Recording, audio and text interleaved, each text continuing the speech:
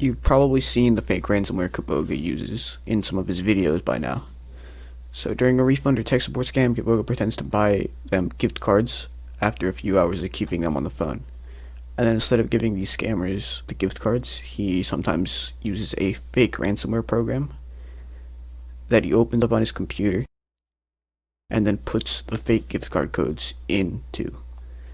And then the scammers are enraged when they realize that they could have earned a lot of money, but instead just wasted hours of their time losing all that money to a ransomware.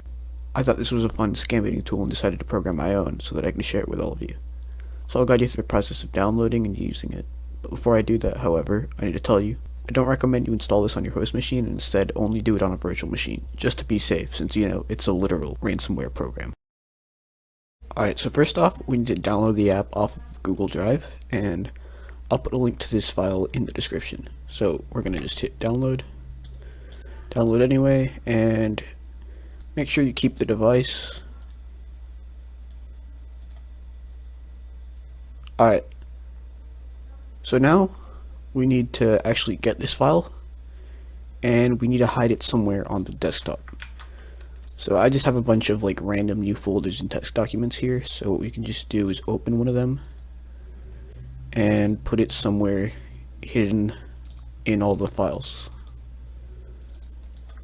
So I'll just put it right there. So we're hiding it amid a bunch of files just so scammers won't find it. Now we're going to need to rename this file, because the name of the file itself will be the amount of money that is owed in the ransomware app. So for example, if you name the file 100, then the fake ransomware program will ask for $100 when it's opened. The default price is 500 if you don't change the name of the file to anything. But for now, I'm just going to change it to 1000, 1, and then 3 zeros. Alright. So, if you want, you can even assign a keyboard shortcut so that you can easily open the fake ransomware program at any time. To do this, we can go right click on it, create shortcut, then go on that shortcut, right click, properties, and right here it says shortcut key. You can click on it and then type a key. I'm going to type \, and so it'll give me the shortcut key Control-Alt-\.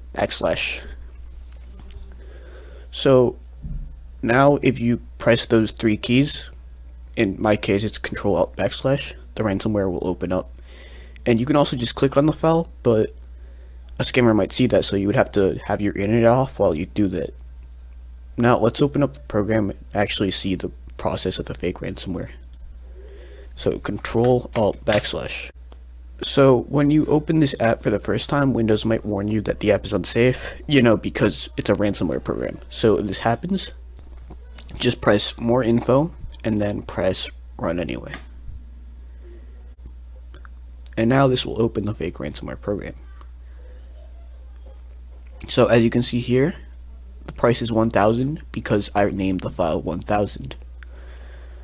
The first thing you'll notice here is that if you try to open any other part of your computer, you won't be able to. So for example, if we hit the Windows key and then try to open File Explorer back up, or open Edge back up, it won't let you. This is so it simulates an actual ransomware program. So there are only 3 ways to get rid of the ransomware, in case you want to get rid of it. The first one is entering the code and then submitting it, which I'll tell you all about later. You can also shut down the virtual machine, or a third method, which is to press the Windows key, pressing this task view button right here, and we just drag the ransomware program to a new desktop. And now it'll allow us to use other apps, so we can go ahead and open the task manager and end task. So now you'll see it's closed. Anyway, if the app ever bugs out and prevents you from using the virtual machine, even after putting the code or something like that, you can still close it relatively easily using this method. Anyway, you should probably know how to actually use this ransomware. So First, you can use one of these radio buttons to select a payment method. It can be Google Play, iTunes, Target, or Steam. Next, we need to type in the code. And then the code has a few requirements. So if it's a Google Play or iTunes card, then it has to be 16 characters long. So for example, if you press submit, it'll tell you that it must be 16 characters long. And then a Target and Steam card is only 15. The code must be 15 characters long. And if it's an iTunes card, the code has to start with an X for it to work. So the last requirement is that the code must have numbers in it. So these numbers are pretty important because they will tell the program how much money is actually in the fake code. So it takes the numbers in the card and puts them together to form the value of the gift card code, just like the fake Google Play I made a while ago.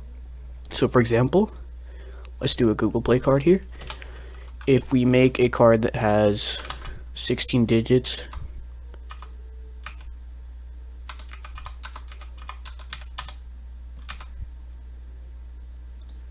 it won't work since it doesn't have any numbers in it, but we can put some numbers in.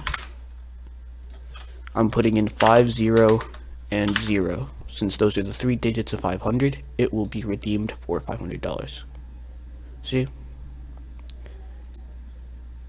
And note that you cannot put the same code in twice, since the ransomware is supposed to be redeeming the cards that you put in. So we'll just change it right there, and then put the 5 over here instead. And it'll redeem the last $500.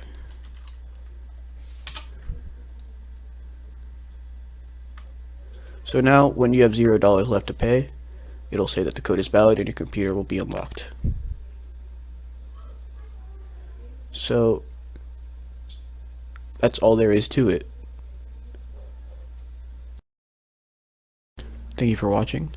I have many other scam baiting tools if you're interested in them, and I am also definitely planning on making more in the future, so make sure you subscribe if you want to be alerted when those come out.